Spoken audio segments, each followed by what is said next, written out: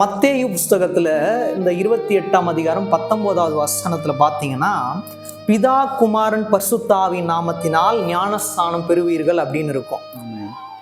அதுக்கப்புறமா அப்போஸ்தலர் 2:38 இயேசு கிறிஸ்துவின் நாமத்தினால் ஞானஸ்நானம் பெறணும்னு இருக்கும். இது ரெண்டுமே சரியான்னு கேட்டா ரெண்டுமே சரிதான். ஆனா பிதா குமாரன் பரிசுத்தாவின் நாமத்தினால ஞானஸ்நானம் பெறுவதுதான் உத்தமம்.